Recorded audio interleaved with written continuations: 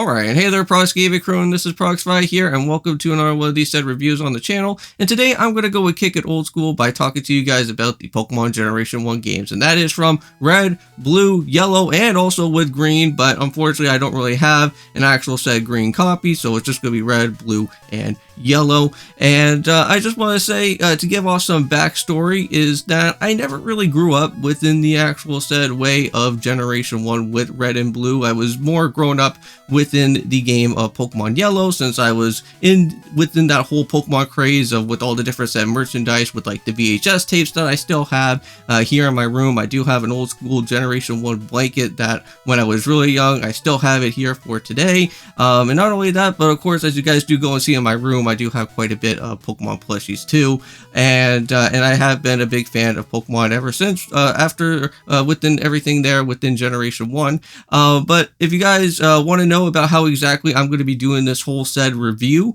for Generation 1, is that I will be putting all the games all together. I know that Pokemon Yellow does have some extra other said content and whatnot within there, so I will be going into almost all of the different type of details for what we can go and see within the games itself here. So with all of that being said in mind, let's go and actually jump on into with the actual said review itself. And let's do it. So, the beginning of Generation 1 games take place in a region known as Kanto. Our professor is the classic and famous from the series Professor Oak. Funny enough, there is a glitch in the game where you can go and face Oak with his Pokemon.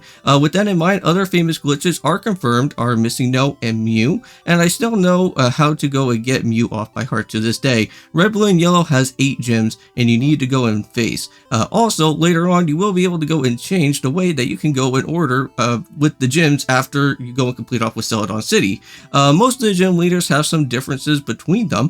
For instance, Erica will have her anime team in Yellow compared to her stronger evolved mons in Red and Blue. Yellow plays off a lot from the anime, and the sprites are a lot cleaner than the original sprites. And I still think about the nightmares of Golbat sprite in Red and Blue, and oh my god, that does give me the creeps.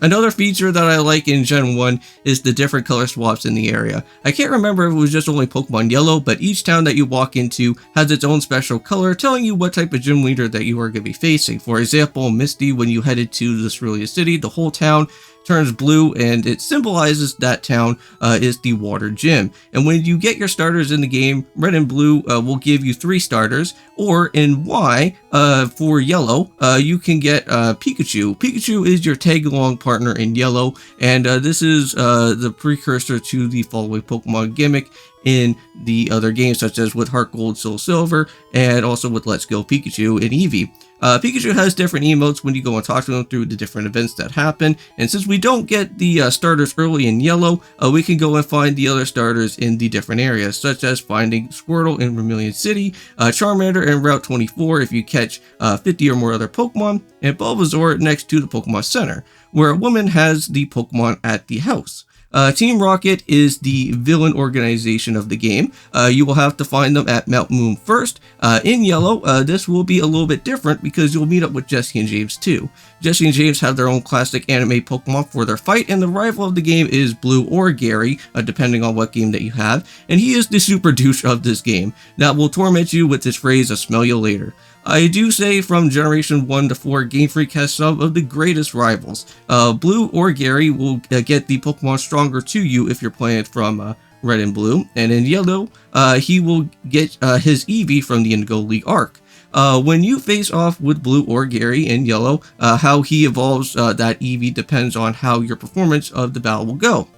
Since we are here in the original game, HMs are the norm for this set progression.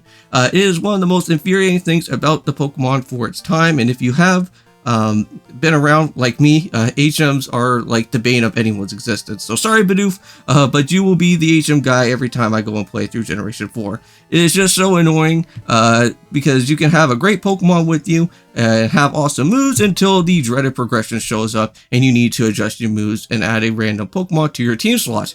And once we are all said and done with the badges and defeating Team Rocket, it's time for the Pokemon League. The Elite Four consists of Lorelei, Bruno, Agatha, Lance, and the champion of the Super Douche himself, Blue or Gary.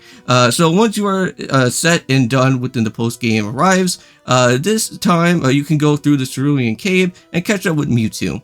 Also, if you haven't gone out of your way to find legendary birds throughout your travels, you can go and take care of them as well too. So that will be the end of the Generation 1 series review. I'll go and do Gen 2 soon. Thanks for watching and have a great day, Prox Gaming Crew. And don't forget to leave a comment, like, or subscribe. See you guys then, and peace.